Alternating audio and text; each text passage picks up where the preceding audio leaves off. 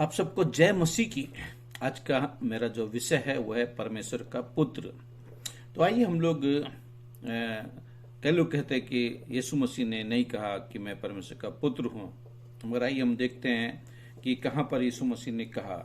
आइए यहाँ पर हम मेरे साथ आप निकालेंगे या आप लोग पढ़ सकते हैं मत्ती यहाँ पर जो है यूहन्ना रचित सुसमाचार उसका 10 अध्याय का हम लोग 36 पद मेन है, मगर हम लोग उसके पहले से कुछ पढ़ते हैं और मैं बाइबल से पढ़ता रहूंगा ताकि आप लोग इसको अच्छे से समझें, जाने और जो प्रभु की इच्छा है वो उसको हम लोग समझ सकें। ठीक है, तो यहाँ पर है 31 पद से। ठीक है, हम यहाँ पर पढ़ेंगे 31 पद से पढ़ते हैं 36 तक।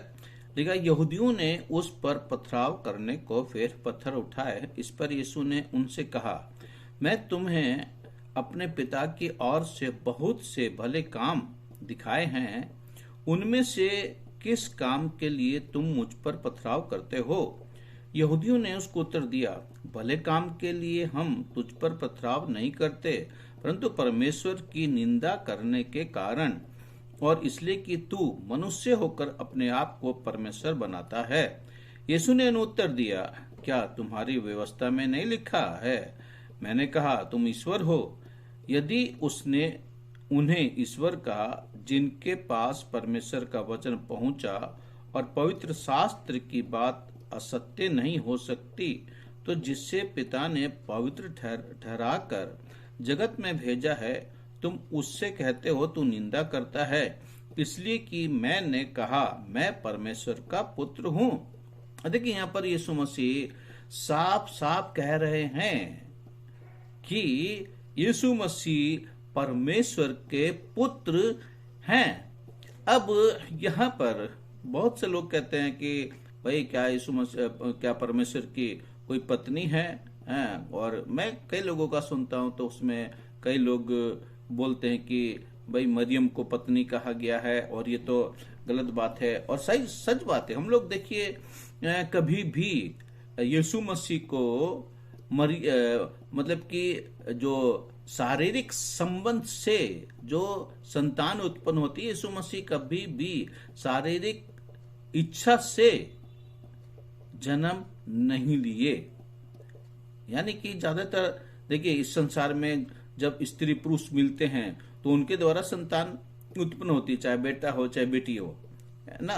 तो यहाँ पर हम जो देख रहे हैं, हम यीशु मसीह को किस मायने में जो है वो परमेश्वर का पुत्र कहते हैं, इसको समझना पड़ेगा। लोग बात जहां पुत्र का नाम आता है पुत्र, तो लोग सोचते हैं कि भाई ये लोग उस पवित्र परमेश्वर से, उस पाक खुदा से किसी स्त्री का संबंध वो लोग अपने दिमाग में ऐसे ही जोड़ लेते हैं, मगर जानते हैं हम लोग किस तरीके से मानते हैं। आइए हम लोग आगे देखेंगे। देखिए, दूसरा जो हम देखते हैं वो देखते हैं लूका रचित सुसमाचार, और उसका जो मेन है वो है 35, 1 का 35, मगर हम लोग यहाँ पर उसको कुछ ऊपर से पढ़ेंगे ताकि हम लोग उस चीज को समझ सके। देखिए, यहाँ पर जो है हम लोग लूका रचित सुसमाचार 1 अध्याय उसका 26 पद से पढ़ते हैं। यहाँ लिखा, 6वें महीने में परमेश्वर की ओर से जिब्राइल सरदूत गलील के नासरत नगर में एक कुंवारी के पास भेजा गया, जिसकी मंगनी यूसुफ नामक दाऊद के घराने के एक पुरुष से हुई थी। उस कुंवारी का नाम मरियम था। सरदूत ने उसके पास भीतर आकर कहा, आनंद और जय तेरी हो, जिस पर ईश्वर का अनुग्रह हुआ है, प्रभु तेरे साथ है। वो उस वचन से बहुत घबरा गई और सोचने लगी कि ये किस प्रकार का अभिवादन है। सरदूत ने उससे कहा, हे मरियम, भयभीत ना हो, क्योंकि परमेश्वर का अनुग्रह तुझ पर हुआ है। देख, तू गर्भवती होगी और तेरे एक पुत्र उत्पन्न होगा, तू उसका नाम यीशु रखना। देखिए, यहाँ पर यीशु का नाम भी आ गया है। ठीक है, तो उसका नाम यानी कि अभी जन्म नहीं लिए हैं, और यानी कि अभी घर में भी नहीं आए हैं। जब वो गर्भ में आएंगे उसके बाद में जो बच्चा उत्पन्न होगा तो क्या है, उसका नाम यीशु रखना। वो महान होगा और परम प्रधान का पुत्र कहलाएगा। देखिए यहां पर जिब्राइल बोल रहा है, स्वर्गदूत, कोई इंसान नहीं बोल रहा है ना।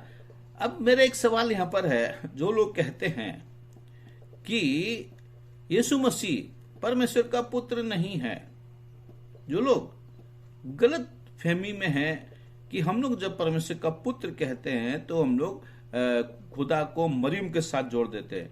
मेरे प्रिय भाई और बहनों, ऐसा नहीं है। देखिए यहाँ पर स्वर्गदूत जिब्राइल क्या बोल रहा है, वो बोल रहा, मैं फिर से 32 पद पढ़ता हूँ, यहाँ पर लिखा, वो महान होगा और परम प्रधान का पुत्र कहलाएगा और प्रभु परमेश्वर उसके पिता दाऊद का सिंहासन उसको देगा और वो याकूब के घराने पर सदा राज्य करेगा और उसके राज्य का अंत ना होगा।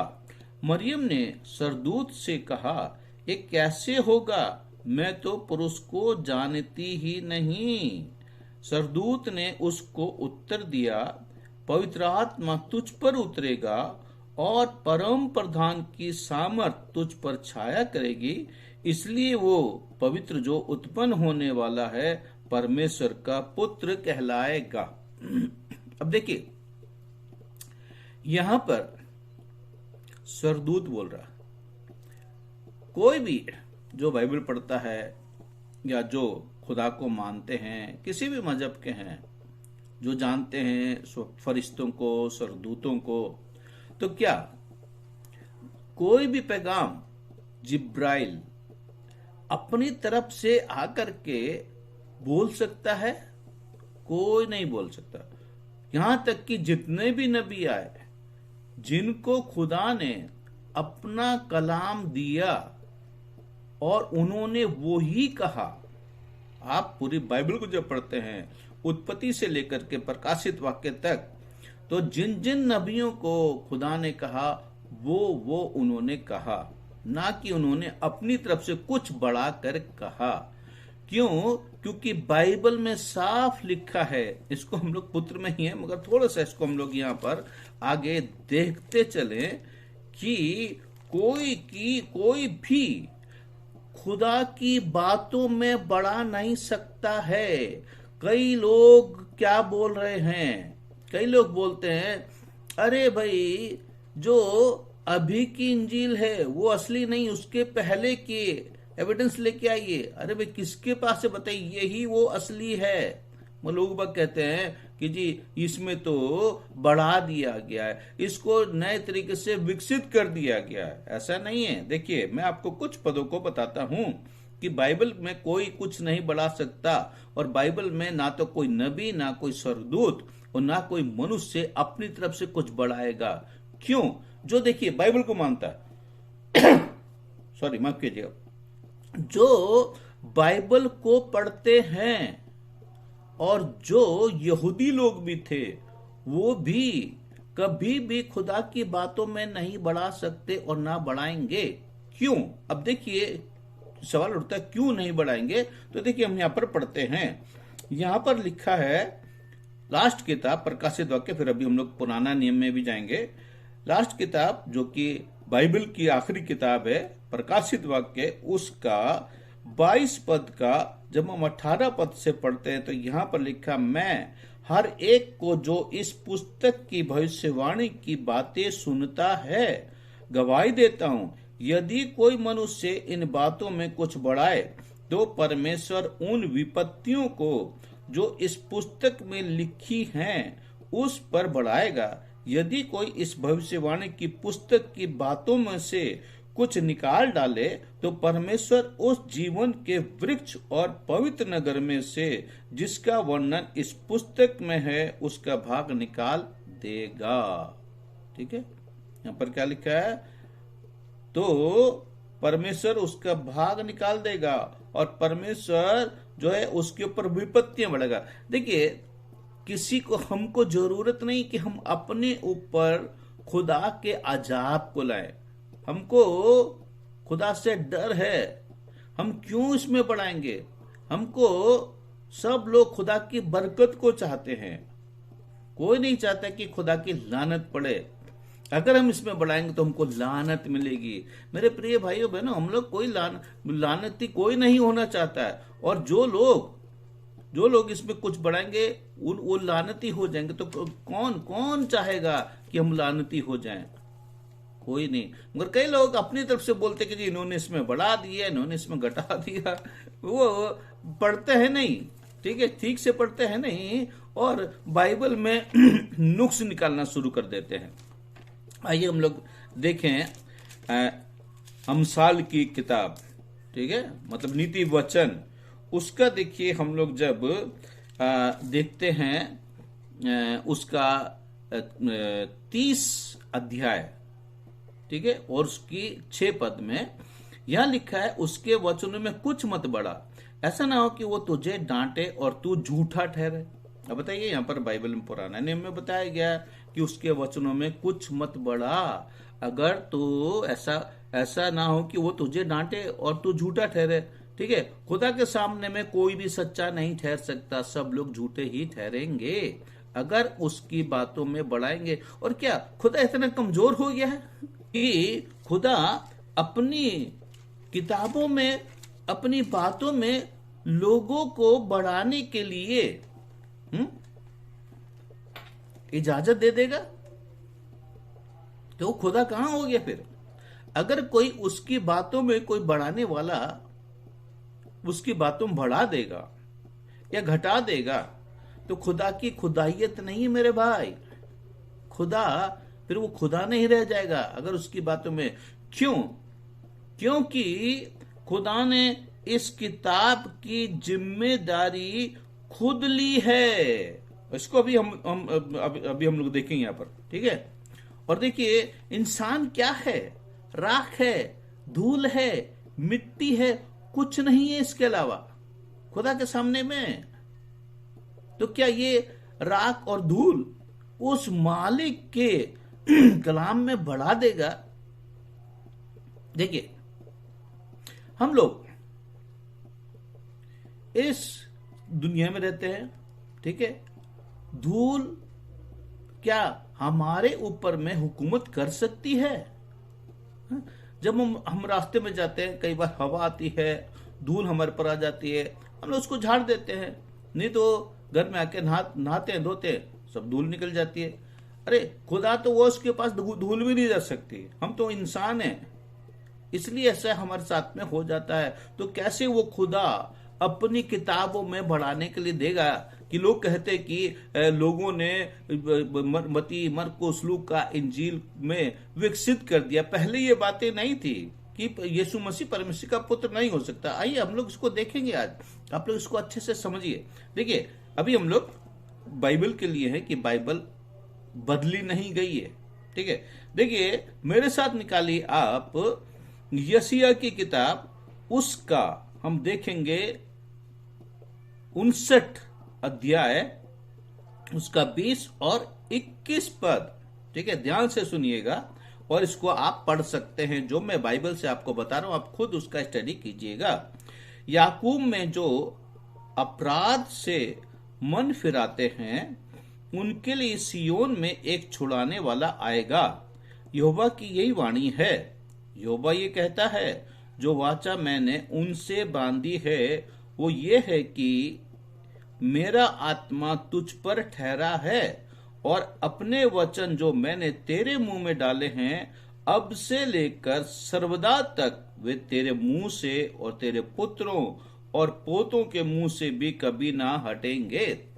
मेरे प्रिय भाई और बहनों, यहाँ पर बाइबल में हमको साफ मिलता है कि यहोवा कह रहा है, यहोवा परमेश्वर कहता है कि जो वाचा मैंने उनसे बांधी है वो ये है, मेरा आत्मा तुझ पर ठहरा है, और अपने वचन, अपना कलाम जो मैंने तेरे मुंह में डाले हैं, जो मैंने अपना कलाम तेरे मुंह में डाला है, अब से लेकर सर्वदा तक वे तेरे मुंह से और तेरे पुत्रों और पोतों के मुंह से भी कभी ना हटेंगे। खुदा कहता है हमेशा, सर्वदा तक। तो इसमें कौन बढ़ा देगा, है ना? ऐसा नहीं है। तो आइए हम लोग पुत्र में है, यीशु मसीह परमेश्वर का पुत्र है। पहली चीज यीशु मसीह ने कहा कि मैं परमेश्वर का पुत्र हूं, इसलिए तुम मुझको मारना चाहते हो क्योंकि मैंने अपने आपको परमेश्वर का पुत्र कहा। दूसरा चीज जो हम लोग देखें यहां पर कि जिब्राइल यहां पर आके बोल रहा है, जिब्राइल बोल रहा है, ना कि कोई इंसान आके यहां पर बोल रहा है। जिब्राइल बोल रहा है कि तेरे एक पुत्र होगा, तो उसका नाम यीशु रखना, क्योंकि परम प्रधान और वो परम प्रधान का पुत्र कहलाएगा। मरियम बोली भाई अरे भाई मेरा कैसे हो सकता है, मैं तो कुंवारी हूं, मैं तो कुंवारी हूं, मैंने किसी पुरुष को देखा नहीं। ठीक है भाई, अरेंज हम लोगों का ये मंगनी हो गया है। ठीक है, मैं तो यूसुफ से मिली भी नहीं हूं, मंगनी हो गई थी मरियम की, मैं नहीं मिली हूं यूसुफ से। ठीक है, मेरे हमारी शादी नहीं हुई, तो कैसे हो सकता है। तब जिब्राइल ने उसको 35 पद में कहा कि पवित्र आत्मा तुझ पर उतरेगा और परम प्रधान की सामर्थ तुझ पर छाया करेगी, इसलिए वो पवित्र, देखिए पवित्र का, इसलिए जो वो पवित्र जो उत्पन्न होने वाला है परमेश्वर का पुत्र कहलाएगा। मेरे प्रियो, यीशु मसीह को पवित्र कहा गया शुरू से, अभी जन्म भी नहीं लेते, अभी घर में भी नहीं आए थे, उनको पवित्र कहा गया। और बाइबल पूरा मनुष्य जाति को, जितने भी आदम से लेके इस पृथ्वी के आखिर तक, यीशु मसीह को छोड़ के जितने भी मनुष्य यहां पर इस पृथ्वी पे आए हैं, उनके लिए देखिए बाइबल क्या कहती है।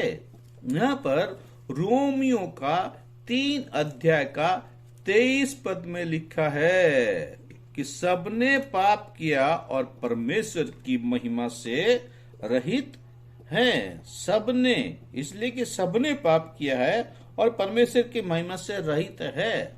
उर्दू में सबने गुनाह किया और खुदा के फजल से महरूम हैं, सबने। मगर यीशु मसीह के लिए यहां पर क्या कहा गया है, वो जो उत्पन्न होने वाला है वो पवित्र होगा। ठीक है, और वो परमेश्वर का पुत्र कहलाएगा। मेरे प्रियो, यीशु मसीह के लिए ये पहली बात यीशु मसीह ने खुद कहा। दूसरी चीज स्वर्गदूत ने कहा।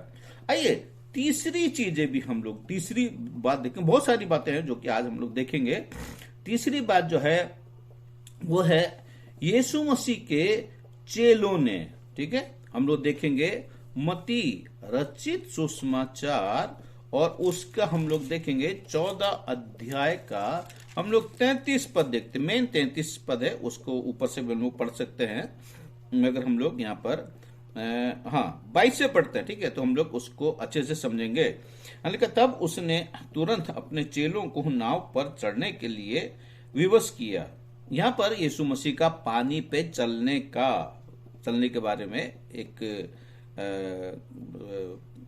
घटना बताई गई है कि जब वो तब उसने तुरंत अपने चेलों को नाव पर चढ़ने के लिए विवश किया कि वे उससे पहले पार चले जाएं, जब तक वो लोगों को विदा करे। वो लोगों को विदा करके प्रार्थना करने को अलग पहाड़ पर चला गया और सांझ को वो वहां अकेला था। उस समय नाव झील के बीच लहरों से डगमगा रही थी, क्योंकि हवा सामने की थी। और यीशु रात के चौथे पहर झील पर चलते हुए उनके पास आया। चेले उसको झील पर चलते हुए देखकर घबरा गए और कहने लगे, ये भूत है, और डर के मारे चिल्लाने लगे। तब यीशु ने तुरंत उनसे बातें की और कहा, ढाढ़स बांधो, मैं हूं, डरो मत। पतरस ने उसको उत्तर दिया, हे प्रभु, यदि तू ही है तो मुझे अपने पास पानी पर चलकर आने की आज्ञा दे। उसने कहा, आ। तब पतरस नाव पर से उतरकर यीशु के पास जाने को पानी पर चलने लगा, पर हवा को देखकर डर गया और जब डूबने लगा तो चिल्लाकर कहा, हे प्रभु, मुझे बचा। यीशु ने तुरंत हाथ बढ़ाकर उसे थाम लिया और उससे कहा, हे अल्पविश्वासी, तूने क्यों संदेह किया। जब वे नाव पर चढ़ गए तो हवा थम गई। इस पर उन्होंने जो नाव पर थे उसे दंडवत करके कहा, सचमुच तू परमेश्वर का पुत्र है। ये सारे चेले यीशु मसीह के, इन्होंने इससे पहले एक चमत्कार देखा था, 5,000 से भी ज्यादा लोगों को यीशु मसीह ने खाना खिलाया था। ठीक है, और उसके बाद में इन्होंने ये दूसरा, पहली चीज क्या, ये लोग डर गए, ये लोग बोले अरे भूत है, पानी पे चल के आ रहा। यीशु मसीह ने कहा डरो मत, मैं हूं। देखिए, हम आने वाले दिनों में देखेंगे कि लोग कहते हैं कि यीशु मसीह ने कहां कहा कि मैं परमेश्वर हूं, उसके बारे में भी हम लोग देखेंगे। ठीक है, तो यहां पर देखिए, जब यीशु मसीह ने पतरस को, जब वो डूबने लगा, उसको बचा लिया और वो लोग नाव पे चढ़ गए, क्योंकि पतरस पहले पानी पे चला और जब उसको इधर उधर देखा, आंधी को देखा, पानी को देखा तो घबरा गया, तो डूबने लगा। तो बोला प्रभु मुझको बचा। यीशु मसीह ने उसका हाथ पकड़ के उसको ऊपर लेके आया और उसको फिर नाव पे बैठ गए। मगर उसी समय जितने भी नाव पर जो यीशु मसीह के बाकी चले नाव पर थे, उससे सबसे पहले चीज क्या किया, दंडवत किया। दंडवत मीन्स आराधना किया। ठीक है, और क्या कहा, सचमुच तू परमेश्वर का पुत्र। ये यीशु मसीह के चेले थे। ठीक है, उन्होंने कहा। अब देखिए, और भी जब हम लोग यहां पर देखते हैं तो 16 अध्याय में, इसी मत्ती का 16 अध्याय का हम लोग यहां पर 13 से पढ़ते हैं। ठीक है, यहां पर यीशु मसीह अपने चेलों से सवाल करते हैं कि लोग मुझे क्या कहते हैं। देखिए, इसको पढ़ लेते हैं, तब हम लोग इसको समझ सकेंगे। यीशु कैसरिया फिलिप्पी के प्रदेश में आया और अपने चेलों से पूछने लगा, लोग मनुष्य के पुत्र को क्या कहते हैं। अब यहाँ पर एक सवाल और है, मनुष्य का पुत्र भी यीशु मसीह को कहा गया, उसके ऊपर भी हम लोग आगे बात करेंगे। ठीक है, कि मनुष्य के पुत्र को क्या कहते हैं। उन्होंने कहा, कुछ तो यूहन्ना बपतिस्मा देने वाला कहते हैं, और कुछ एलिया, और कुछ यिर्मयाह या भविष्यद्वक्ताओं में से कोई एक कहते हैं। उसने उनसे कहा, परंतु तुम मुझे क्या कहते हो। शमौन पतरस ने उत्तर दिया, तू जीवते परमेश्वर का पुत्र मसीह है। शमौन जो है, ठीक है, जो पतरस भी कहलाता है, उसने ये उत्तर दिया, तू जीवते परमेश्वर का पुत्र मसीह है। उसके ऊपर कहां से जाहिर हो गया भाई, ये अपने से बोल दिया। आइए उसको और देख लिया। ठीक है, यीशु ने उसको उत्तर दिया, हे शमौन योना के पुत्र, तू धन्य है, क्योंकि मांस और लहू ने नहीं, परंतु मेरे पिता ने जो स्वर्ग में है ये बात तुझ पर प्रकट की। क्या कहा कि तूने अपने से नहीं कहा, ये मेरे पिता ने, यीशु मसीह परमेश्वर को पिता कह रहे हैं। ठीक है, यीशु मसीह। और जब चेलों ने ये कहा कि प्रभु हमको प्रार्थना करना सिखाइए, तब यीशु मसीह ने उनको क्या प्रार्थना सिखाई। मत्ती रचित सुसमाचार 6 अध्याय में जब हम देखते हैं, वहां पर यीशु मसीह ने प्रार्थना सिखाई। सबसे पहले जो प्रार्थना करना सिखाया, जो कि हम सब मसीह लोग इस प्रार्थना को करते, ए हमारे पिता तू जो स्वर्ग में है। ठीक है, तू जो स्वर्ग में। यहाँ पर यीशु मसीह वही चीज उसको बोल रहे हैं। यीशु ने, मैं फिर से 17 पद पढ़ रहा हूं, यीशु ने उसको उत्तर दिया, हे शमौन योना के पुत्र, तू धन्य है, क्योंकि मांस और लहू ने नहीं, परंतु मेरे पिता ने जो स्वर्ग में है ये बात तुझ पर प्रकट की है। ठीक है ना। तो यहां पर देखिए चेले भी, और वो किसने प्रकट की, परमेश्वर ने। ठीक है, पिता ने। अब देखिए पिता खुद यीशु मसीह के लिए क्या कहते हैं। ठीक है, जब हम लोग मत्ती रचित सुसमाचार और उसका हम लोग जब 3 अध्याय देखते हैं, तो यहां पर यीशु मसीह के बपतिस्मे के लिए वर्णन है। यीशु मसीह यूहन्ना बपतिस्मा देने वाला जो था उसके पास में उससे बपतिस्मा लिए, और जैसे ही वो पानी से बाहर आए तो आसमान खुल गया और पवित्र आत्मा कबूतर की नाई यीशु मसीह के ऊपर में, पवित्र आत्मा के लिए भी हम लोग आगे आने वाले सब्जेक्ट में बात करेंगे, अलग अलग सब सारी बातें, ठीक है। और तब पवित्र आत्मा कबूतर की नाई यीशु मसीह के ऊपर आ गया, और देखो ये आकाशवाणी हुई। कहां से आकाशवाणी? आसमान से ये आकाशवाणी हुई, ये मेरा प्रिय पुत्र है। कौन बोल रहे हैं यहाँ पर? परमेश्वर। परमेश्वर बोल रहा है कि ये मेरा प्रिय पुत्र है जिससे मैं अत्यंत प्रसन्न हूं। मेरे प्रिय भाई और बहनों, यहां पर परमेश्वर खुद बोलता है कि ये मेरा प्रिय पुत्र है, ठीक है। और आगे जब हम लोग और आगे बढ़ते हैं तो उसके बाद में हम लोग क्या देखते हैं कि जो यूहन्ना बपतिस्मा देने वाला है, जिसने यीशु मसीह को बपतिस्मा दिया था, वो उसके बारे में देखिए हम लोग जब देखते हैं तो यहां पर हमको क्या मिलता है। यहां पर देखिए यूहन्ना रचित सुसमाचार और उसका 1 अध्याय का 34 पद में लिखा है, बल्कि अगर हम लोग उसको 29 से पढ़ेंगे तो यहां पर यूहन्ना 2 चीज बोलता। मेन तो हम लोग परमेश्वर के पुत्र में वो हमको 1 का 34 में मिलेगा, मगर आइए हम लोग 29 से ही देख लें तो ज्यादा और भी थोड़ा सा इसको समझेंगे कि यीशु मसीह सिर्फ परमेश्वर का पुत्र नहीं और भी कुछ है, ठीक है।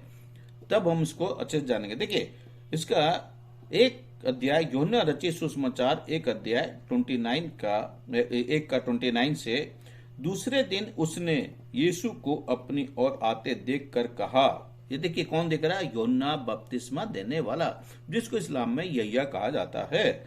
देखो ये परमेश्वर का मेमना है जो जगत का पाप उठा ले जाता है। कौन बोल रहा? यूहन्ना, यीशु मसीह का रिश्तेदार, यीशु मसीह से 6 महीने बड़ा, ठीक है। और वो ये कह रहा है कि देखो ये परमेश्वर का मेमना है जो जगत का पाप उठा ले जाता है। ये वही है जिसके विषय में मैंने कहा था, एक पुरुष मेरे पीछे आता है जो मुझसे श्रेष्ठ है, क्योंकि वो मुझसे पहले था। मैं तो उसे पहचानता ना था, परंतु इसलिए मैं जल से बपतिस्मा देता हुआ आया कि वो इस्राएल पर प्रकट हो जाए। और यूहन्ना ने ये गवाही दी, मैंने आत्मा को कबूतर के समान आकाश से उतरते देखा है और वो उस पर ठहर गया। मैं तो उसे पहचानता ना था, परंतु जिसने मुझे जल से बपतिस्मा देने को भेजा उसी ने मुझसे कहा, जिस पर तू आत्मा को उतरते और ठहरते देखे वही पवित्र आत्मा से बपतिस्मा देने वाला है। और मैंने देखा और गवाही दी है कि यही परमेश्वर का पुत्र। अब देखिए यहाँ पर जिससे यीशु मसीह ने बपतिस्मा लिया उसने देख लिया पवित्र आत्मा को, और क्या बोल रहा है कि जिसने मुझे भेजा। किसने भेजा था यहिया को? किसने भेजा था यूहन्ना को? परमेश्वर ने। और परमेश्वर ने उसको बता दिया था कि वही मेरा पुत्र होगा। कौन? यीशु मसीह, जिसके ऊपर तू आत्मा को उतरते देखे। तो मेरे प्रिय भाई और बहनों, यहां पर जो है यीशु मसीह को, ठीक है, यहां पर यूहन्ना की भी हमको गवाही मिलती है। कितना एविडेंस चाहिए? लोग कहते हैं जी कोई एविडेंस नहीं, कितना एविडेंस है? आइए और देखिए हम। देखिए सबसे बड़ा जो शत्रु है वो चाहे आप मनुष्य जाति का हो चाहे खुदा का हो, उसका नाम है लूसीफर, इब्लीस, जिसको कि बहुत सी भाषाओं में खबीस कुबीस सब कहा जाता है, ठीक है। और वो है शैतान, ठीक है। वो जब यीशु मसीह इस संसार में आए और आने के बाद में जब वो मिनिस्ट्री को शुरू करने के लिए, जब परमेश्वर के वचन का प्रचार करने के लिए, मतलब कि स्वर्ग राज का प्रचार करने के लिए जब वो शुरू करने वाले थे, तो सबसे पहले वो उन्होंने रोजा रखा, उपवास किया। और जब 40 दिन का उपवास करने के बाद में क्या हो गया कि जो परखने वाला, कौन है परखने वाला? इब्लीस, ठीक है, उससे यीशु मसीह की परख हुई। अब कई लोग कहेंगे अरे जब खुदा तो उसकी परख किया है, वो भी हम लोग आगे बात करेंगे। ठीक है, यहाँ पर मत्ती रचे सुसमाचार 4 अध्याय में यहाँ पर लिखा है, तब आत्मा यीशु को जंगल में ले गया ताकि इबलीस से यानी शैतान से उसकी परीक्षा हो। वो 40 दिन और 40 रात निराहार रहा। तब उसे भूख लगी। तब परखने वाले ने पास आकर उससे कहा, यदि तू परमेश्वर का पुत्र है। देखिए, शैतान जानता है यीशु मसीह परमेश्वर का पुत्र है, मगर वो अपनी बात को मनवाना चाह रहा था। जैसे शैतान ने आदम से और हवा से अपनी बात को मनवा लिया था, वैसे ही वो चाह रहा था कि यीशु मसीह भी मेरी बात को मान ले, और वो उभार रहा था यीशु मसीह को। ठीक है, क्या बोला? यदि तू परमेश्वर का पुत्र है तो कह दे कि ये पत्थर रोटियां बन जाए। देखिए कितने चालाकी से आज भी बहुत से लोग ऐसी ही चालाकी करते हैं, पर वो लोग ये नहीं जान रहे कि हम नहीं बोल रहे उनके पीछे कौन है, इब्लिस की ताकत है।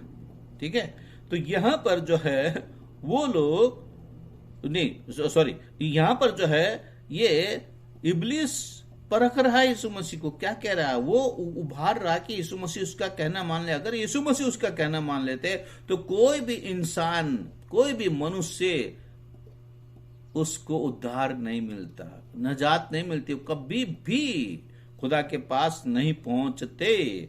मगर यहां पर यीशु मसीह ने कहना क्यों नहीं माना? चलिए इसको हम लोग और अभी आगे देखते हैं। ठीक है, अब देखिए, तब यीशु ने उत्तर दिया, लिखा है, मनुष्य केवल रोटी ही से नहीं परंतु हर एक वचन से जो परमेश्वर के मुख से निकलता है जीवित रहेगा। ठीक है, मनुष्य इंसान सिर्फ रोटी से नहीं।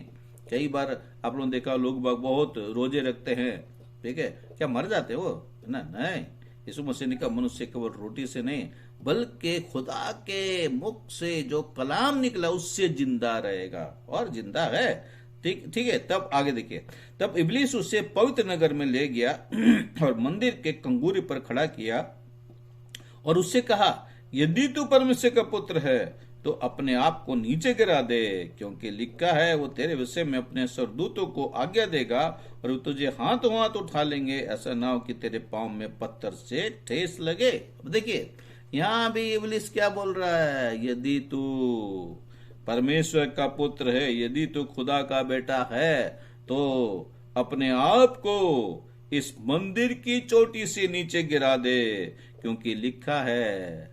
शैतान भी जानता था, खुदा के कलाम को जानता है आज भी वो। ऐसे ही कई लोग बाइबल को लेके ही बाइबल की गलतियां निकालते हैं। कई लोग बाइबल को ही लेकर के उल्टा पलटा प्रचार करते हैं और सोचते कि हम लोग बहुत अच्छा करें, मगर शैतान भी बाइबल को जानता है। ठीक है, अगर हम यीशु मसीह का विरोध कर रहे हैं तो हम, आप सोचिए कि आप कौन है। ठीक है, क्योंकि यीशु मसीह उद्धार करता है, यीशु मसीह परमेश्वर का पुत्र है। अब देखिए शैतान भी यहां पर बोला। अच्छा, अब चलिए हम लोग थोड़ा सा और आगे बढ़े कि और कौन। देखिए जितने भी शैतान के साथ में, जितने सरदूत शैतान के साथ मिलकर के खुदा का, परमेश्वर का विरोध किए थे, उन सब को खुदा ने अपनी हुजूरी से निकाल दिया। ठीक है, ये सब के सब क्या हो गए? ये सब खुदा को अच्छे से जानते हैं। ठीक है, यीशु मसीह को भी जानते थे, इनको फेंक दिया गया। ठीक है, मगर ये लोग भी यीशु मसीह को जानते हैं। देखिए हम पढ़ेंगे अब यहाँ पर बदरूहों के बारे में, अशुद्ध आत्मा के बारे में, मरकुस रचित सुसमाचार, उसका जब हम लोग 3 अध्याय पढ़ते हैं तो यहां पर देखिए ये दुष्ट आत्माएं, ये बदरूहें भी यहां पर क्या कह रही हैं। ठीक है, आइए मैं यहां पर आपको पढ़ के बताता हूं। मरकुस उसका 3 अध्याय का 7 पद से। यहां लिखा, यीशु अपने चेलों के साथ झील की ओर चला गया और गलील से एक बड़ी भीड़ उसके पीछे होली, और यहूदिया और यरूशलेम और इदुमिया और यरदन के पार और सूर और सैदा के आसपास के एक बड़ी भीड़ ये सुनकर कि वो कैसे अचंभे के काम करता है उसके पास आई। उसने अपने चेलों से कहा, भीड़ के कारण एक छोटी नाव मेरे लिए तैयार रहे, ताकि वे मुझे दबा ना सके, क्योंकि उसने बहुतों को चंगा किया था। इसलिए जितने लोग रोगग्रस्त थे उसे छूने के लिए उस पर गिरे पड़ते थे। अशुद्ध आत्माएं, एक नहीं बहुत सारी, ये जितने भी सरदूत जो शैतान के साथ मिल करके परमेश्वर का विरोध किए थे, यही अशुद्ध आत्माएं हैं, यही जिन हैं, ठीक है, यही जो है वो बदरूहें हैं, ना कि कोई स्पेशल बन गया, ठीक है। क्योंकि देखिए अशुद्ध आत्मा थी, जब उससे देखती एक नहीं बहुत सारी आत्माएं देखती थी तो उसके आगे गिर पड़ती थी और चिल्ला कर कहती थी कि तू परमेश्वर का पुत्र है। और उसने उन्हें बहुत चिताया कि मुझे प्रकट ना करना। यीशु मसीह ने कितनी बार उनको कहा, दुष्ट आत्मा को, भाई मुझको प्रकट नहीं करो, मगर फिर भी वो तो जानती थी। तो क्या शैतान यहां पर बोल रहा, दुष्ट आत्मा यहां पर बोल रही, यीशु मसीह ने खुद यहां पर बोला, सरदूत ने यहां पर बोला, यीशु मसीह के चेले यहां पर बोल रहे। और भी आइए और भी आगे देखें कि कौन कौन यीशु मसीह को परमेश्वर का पुत्र बोलता है, जो कि आज कई लोग कहते हैं यीशु मसीह परमेश्वर का पुत्र नहीं है, कई लोग कहते हैं यीशु मसीह खुदा का बेटा नहीं है। अरे कितने एविडेंस चाहिए आपको, ठीक है। आगे देखिए, फरीसी लोग जो कि यहूदियों के धार्मिक नेता लोग, वो क्या बोल रहे हैं। आइए मती रची सुसमाचार 26 अध्याय का हम लोग देखेंगे, 57 से देखते हैं, ठीक है। और मेन जो पद है वो है 63। आइए हम लोग यहां पर देखते हैं कि यहां पर क्या घटना घट रही है। जब यीशु मसीह को सलीब के ऊपर कुर्बान करने के लिए लेके गए, उनके ऊपर बहुत प्रकार के, नाना प्रकार के उन्होंने इल्जाम लगाए, मगर वो इल्जाम सही नहीं बैठे, ठीक है। आइए उसके बारे में यहां पर यीशु मसीह को जो आम सभा के सामने में खड़ा किया गया, तो वहां पर हम 57 से पढ़ रहे हैं। तब यीशु के पकड़वाने वाले उसको काइफा नामक महायाजक के पास ले गए, जहां शास्त्री और पुरनिय इकट्ठा हुए थे, ठीक है। ये सारे यहूदी थे और ये लोग सब लोग जो अच्छे क्या कहेंगे राष्ट्रवाद लोग और धार्मिक नेता लोग थे, वो लोग यहाँ पर इकट्ठा हुए। पतरस दूर ही दूर उसके पीछे पीछे महायाजक के आंगन तक गया और भीतर आकर अंत देखने को प्यादों के साथ बैठ गया। प्रधान याजक और सारी महासभा यीशु को मार डालने के लिए उसके विरोध में झूठी गवाही की खोज में थे, परंतु बहुत से झूठे गवाहों के आने पर भी ना पाई। अंत में 2 जन आए और कहा, इसने कहा है कि मैं परमेश्वर के मंदिर को ढा सकता हूं और उसे 3 दिन में बना सकता हूं। तब महायाजक ने खड़े होकर यीशु से कहा, क्या तू कोई उत्तर नहीं देता? ये लोग तेरे विरोध में क्या गवाही देते हैं? परंतु यीशु चुप रहा। तब महायाजक ने उससे कहा, मैं तुझे जीवते परमेश्वर की शपथ देता हूं। उस वक्त में बहुत बड़ा काहीन था, ये महायाजक था उस साल का, वो खड़ा हुआ है और क्या बोल रहा है, मैं तुझे जीवते परमेश्वर की शपथ देता हूं कि यदि तू परमेश्वर का पुत्र, देखिए महायाजक बोल रहा, कोई दूसरा नहीं, यदि तू परमेश्वर का पुत्र मसीह है तो हमसे कह दे, हमसे कह दे। देखिए महायाजक भी जान रहा है इसके ऊपर में कोई भी झूठा इल्जाम लग ही नहीं रहा भैया, इसने कोई ऐसा काम किया ही नहीं, खास के ही कहते, क्योंकि यहूदी लोग इस इंतजार में थे कि जब मसीहा आएगा, परमेश्वर का पुत्र आएगा, तो वो यहूदियों को यूनानियों से, अन्य जातियों से छुटकारा देगा और वो राज करेगा मसीहा। और क्या होगा? हम यहूदी लोग, हम राज करेंगे, हम हुकूमत करेंगे। इसलिए वो कह रहा कि यदि तू जीवते परमेश्वर का पुत्र मसीह है तो हमसे कह दे, भाई हम तुझको सजदा करेंगे। ठीक है। यीशु ने उससे कहा, तूने आप ही कह दिया। यीशु मसीह ने वहां इनकार नहीं किया कि मैं परमेश्वर का पुत्र नहीं हूं। यीशु मसीह ने वहां पर स्वीकार किया कि मैं परमेश्वर का पुत्र हूं। कितना एविडेंस चाहिए मेरे भाई लोगों? यीशु ने उससे कहा, तूने आप ही कह दिया, वरन मैं तुझसे ये भी कहता हूं कि अब से तुम मनुष्य के पुत्र को सर्वशक्तिमान के दाहिनी ओर बैठे और आकाश के बादलों पर आते देखोगे। मेरे प्रिय भाई और बहनों, यीशु मसीह आने वाले हैं, ठीक है, बादलों के साथ। यीशु मसीह सबका न्याय करने के लिए आएंगे। ठीक है। तब अब उसने देखा, रे भाई, यीशु मसीह ने मतलब कि ये तो नहीं कहा कि हाँ मैं हूं, ठीक है, मगर ये कहा कि तूने आप ही कह दिया। ठीक है। उसी के मुंह से यीशु मसीह ने कहलवा भी दिया, मगर वो फिर भी नहीं समझे।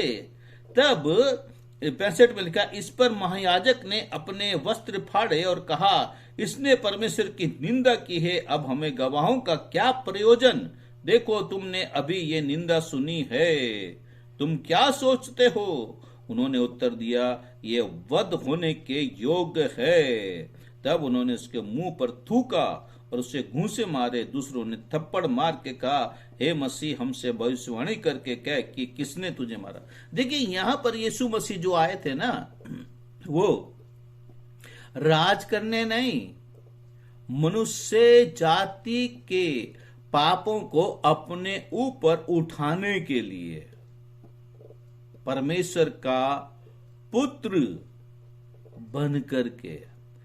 अब आइए हम देखें कि किस तरीके से यीशु मसीह को ये सारे जो एविडेंस हैं, यीशु मसीह खुद कह रहे हैं, स्वर्गदूत बोल रहा है, शैतान बोल रहा है, दुष्ट आत्माएं बोल रही है, यूहन्ना बपतिस्मा देने वाला बोला, यीशु मसीह के चेले बोले, और यहाँ पर फरीसी और महायाजक खुद बोल रहा है। ठीक है। मगर क्यों यीशु मसीह चुपचाप रहे? क्यों? क्या कारण था? आइए हम लोग देखें जरा इसको। हमको सीधा उत्पत्ति में जाना पड़ेगा, यानी कि बागे अदन में, जहां पर आदम और हवा से जो गुस्ताखी हो गई, जो गलती हो गई, उसका खामियाजा किसको भुगतना पड़ा, और कैसे इंसान बचेंगे, कैसे निजात हासिल करेंगे, कैसे उद्धार पाएंगे। और ये जो है यीशु मसीह, ये कैसे परमेश्वर का पुत्र है, इसी के लिए शुरू से कहा गया था, मगर वहां पर इनडायरेक्ट था। देखिए, जब हम लोग उत्पत्ति की किताब, उसका जिसको तौरात कहा जाता, तौरात की किताब हजरत मूसा के मार्फत लिखी गई थी, और 5 किताबें हैं, तो उसमें से जो सबसे पहली किताब है पैदाइश की किताब, उत्पत्ति, उसका जब हम लोग पढ़ते हैं, एक से अगर पूरा अध्याय पढ़ेंगे, पूरा नहीं, हम लोग कुछ पदों को पढ़ेंगे। यहां पर यीशु मसीह के लिए पहले ही भविष्यवाणी हो चुकी थी, शुरू से ही, बागे अदन से। और हम लोग बाद में देखेंगे यीशु मसीह खुदा है, वो कैसे हम देखेंगे कि वो हम शुरू से देखेंगे। पैदाइश की किताब का 1, 2, 3 आयत से ही यीशु मसीह शुरू से है, यीशु मसीह खुदा है, वो हम लोग बाद में देखेंगे। अभी हम लोग यहाँ पर बेटे के लिए देख रहे हैं कि ये बेटा है कौन, कैसे यीशु मसीह खुदा का बेटा है। ठीक है। आइए हम लोग पढ़ते हैं उत्पत्ति की पुस्तक 3 अध्याय, उसका हम लोग 14 पद से पढ़ते हैं। यहां पर जब 1 से लेकर हम लोग जब 13 तक पढ़ते हैं, तो वहां पर शैतान ने किस तरीके से हवा को बहकाया, फिर आदम ने और हवा ने, दोनों ने उस फल को खा लिया और वो लोग नंगे हो गए। कई बार जब लोग बाग इस चीज को बोलते थे, अरे अरे अरे क्या बोल रहे, नंगे हो गए। नंगे कैसे? पहले क्या नंगे थे वो? कई लोग बोलते हाँ, नहीं। पहले जब तक वो खुदा के हुक्मों को मानते रहे, जब तक वो खुदा के साथ चलते रहे, परमेश्वर के साथ चलते रहे, उन्होंने आत्मिक कपड़े, उन्होंने रूहानी कपड़े पहने हुए थे। जैसे ही उन्होंने शैतान का हुक्म माना, उसकी आज्ञा को माना, वो फल खा लिया, तो क्या हो गया? उनके रूहानी कपड़े, उनके आत्मिक कपड़े उतर गए। आत्मिक कपड़े उनके उतर गए। मगर क्या हुआ? उन्होंने देखा कि हम तो नंगे हो गए, तो उन्होंने फट से अंजीर के पत्तों को तोड़ के अपने नंगेपन को ढांकना चाहा। ठीक है, ये अंजीर के पत्ते क्या हैं? अगर आज के जमाने में हम देखें तो आज के समय में हमारे नेक अमाल हैं।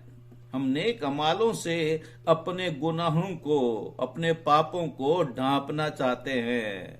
मगर नेक अमाल, हम उसको भी देखेंगे, नेक अमाल जो है वो हमको कभी भी, हमको जन्नत तक, हमको खुदा के पास तक, स्वर्ग तक नहीं पहुंचा सकते। मेरे प्रिय भाइयों बहनों, यहाँ पर आइए हम देखें, तो यहाँ पर 14 पर, यहाँ पर तब यहोवा परमेश्वर ने सर्प से कहा, तूने जो ये किया है इसलिए तू सब घरेलू पशुओं और सब बनेले पशुओं से अधिक शापित है। तू पेट के बल चला करेगा और जीवन भर मिट्टी चाटता है, मिट्टी चाटता रहेगा। और मैं तेरे और इस स्त्री के बीच में और तेरे वंश और इसके वंश के बीच में बैर उत्पन्न करूंगा। वो तेरे सिर को कुचल डालेगा और तू उसकी एड़ी को डसेगा। अब देखिए यहां पर परमेश्वर क्या बोल रहा है? शैतान किसके जरिए आया था आदन के बगीचे में? शैतान को वहां पर परमिशन नहीं था, मगर शैतान जो वो सांप के जरिए से आया। इसलिए खुदा ने यहां पर, परमेश्वर ने सर्प से कहा, सांप से कहा कि तूने जो ऐसा किया है इसलिए तू सब घरेलू पशुओं और सब बनेले पशुओं से अधिक शापित है। तू पेट के बल चला करेगा और जीवन भर मिट्टी चाटता रहेगा, मिट्टी चाटता रहेगा। और मैं तेरे और इस स्त्री के बीच में और तेरे वंश और इसके वंश के बीच में बैर उत्पन्न करूंगा। वो तेरे सिर को कुचल डालेगा और तू उसकी एड़ी को डसेगा। देखिए इसको समझिए, यहां पर खुदा ने सांप से कहा, मैं तेरी नस्ल और औरत की नस्ल, तेरे वंश और स्त्री का वंश के बीच बैर उत्पन्न करूंगा। किसके बीच? सांप का वंश। अब यहां पर हम लोग, सब लोग सांप को मारते हैं, उसके सिर को हम लोग कुचल देते हैं। ये खुदा का वादा पूरा हो रहा है। दूसरा चीज, खुदा ने साथ ही साथ शैतान को भी कहा था कि तूने जो सांप के जरिए औरत की को बहकाया, मैं औरत की नस्ल के जरिए से तेरे सिर को कुचलूंगा। क्योंकि बाइबल साफ बताती है, सबने गुनाह किया, खुदा के फजल से महरूम हैं। खुदा के फजल से महरूम है, परमेश्वर के अनुग्रह से अलग है। सबने गुनाह किया। मगर स्त्री का वंश, आप लोग मुझको बताइए, स्त्री का वंश होता है कि नहीं होता है? आप जितने भी साइंस पढ़े आप सब लोग जानते हैं, स्त्री का वंश नहीं होता है, सिर्फ पुरुष का वंश होता है। और पुरुष और स्त्री का जो वंश है वो पापी है। इसलिए बाइबल रोमियो 3:23 में, जो कि हम अभी पहले भी बोले थे, कि सबने पाप किया, परमेश्वर की महिमा से रहित हैं। मगर स्त्री का वंश, स्त्री के वंश से परमेश्वर ने कहा था कि मैं तेरे सिर को कुचलूंगा। और स्त्री का वंश के बारे में जो है वो हमको यशायाह की पुस्तक में भी मिलता है। यशायाह की पुस्तक उसका हम लोग देखेंगे 7 अध्याय और उसका हम लोग पढ़ते हैं 14 पद। यहां लिखा है, इस कारण प्रभु आप ही तुमको एक चिन्ह देगा, सुनो, एक कुंवारी गर्भवती होगी और पुत्र जनेगी, उसका नाम इमानुएल रखेगी। ये है स्त्री का वंश। और वो स्त्री का वंश कौन है? अभी हम लोग पढ़े थे ना, लूका रचित सुसमाचार 1 अध्याय। चलिए दोबारा से फिर पढ़ देते ताकि हम लोग इस स्त्री के वंश को समझ सके, और इस स्त्री का वंश को ही परमेश्वर का पुत्र कहा गया है, और वो ही यीशु मसीह है। फिर से पढ़ते हैं, देखिए, 6वें महीने में परमेश्वर की ओर से जिब्राइल सरदूत गलील के नासरत नगर में एक कुंवारी के पास भेजा गया, जिसकी मंगनी यूसुफ नामक दाऊद के घराने के एक पुरुष से हुई थी। उस कुंवारी का नाम मरियम था। सरदूत ने उसके पास भीतर आकर कहा, आनंद और जय तेरी हो, जिस पर ईश्वर का अनुग्रह हुआ है, प्रभु तेरे साथ है। वो उस वचन से बहुत घबरा गई और सोचने लगी कि ये किस प्रकार का अभिवादन है। सरदूत ने उससे कहा, हे मरियम, भयभीत न हो, क्योंकि परमेश्वर का अनुग्रह तुझ पर हुआ है। देख, तू गर्भवती होगी, तेरे एक पुत्र उत्पन्न होगा, तू उसका नाम यीशु रखना। वो महान होगा और परम प्रधान का पुत्र कहलाएगा, और प्रभु परमेश्वर उसके पिता दाऊद का सिंहासन उसको देगा, और वो याकूब के घराने पर सदा राज्य करेगा, और उसके राज्य का अंत ना होगा। यहां पर सरदूत बोल रहा है। तब मरियम बोलती है। मरियम ने सरदूत से कहा, ये कैसे होगा? मैं तो पुरुष को जानती ही नहीं। भाई, मेरी तो शादी नहीं हुई है, तो मेरे कैसे पुत्र उत्पन्न हो सकता है? यशायाह की भविष्यवाणी यहां पर पूरी हो रही है। सरदूत ने उसको उत्तर दिया, पवित्र आत्मा तुझ पर उतरेगा और परम प्रधान की सामर्थ तुझ पर छाया करेगी, इसलिए वो पवित्र जो उत्पन्न होने वाला है परमेश्वर का पुत्र कहलाएगा। यह जिब्राइल परमेश्वर का पुत्र। परमेश्वर ने जब उसको आज्ञा दी, जाओ मरियम को ये शुभ संदेश सुनाओ। मेरे प्रियो, ये परमेश्वर की तरफ से है, किसी मनुष्य की तरफ से नहीं है।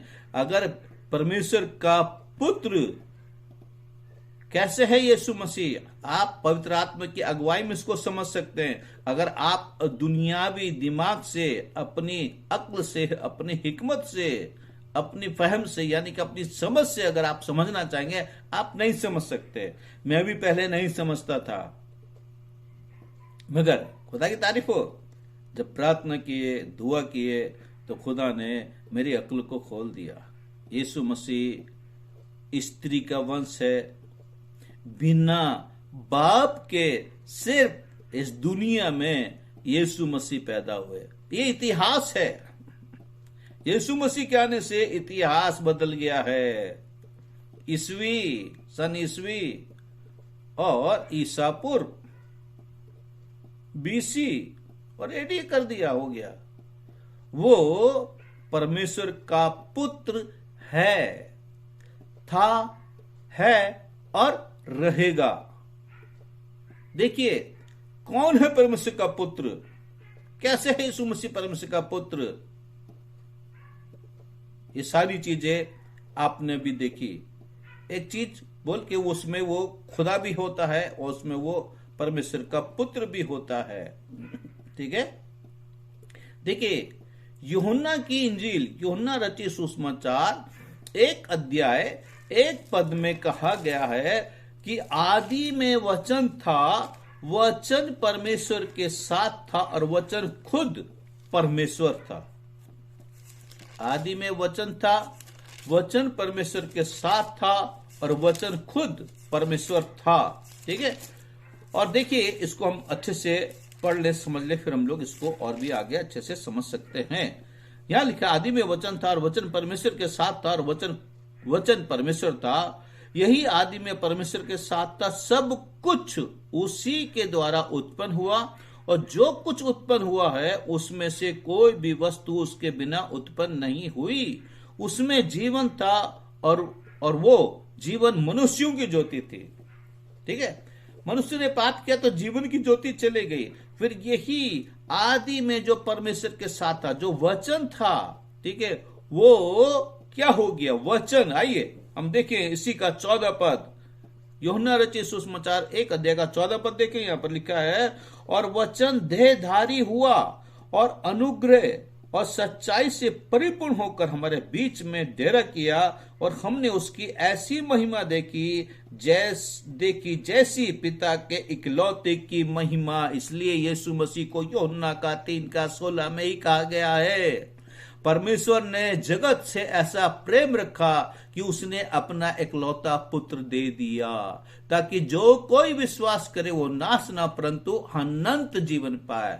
यही है वो स्त्री का वंश जो कि शैतान के सिर को सलीब के ऊपर चढ़ के, क्रूस पे चढ़ के उसके सिर को कुचल दिया।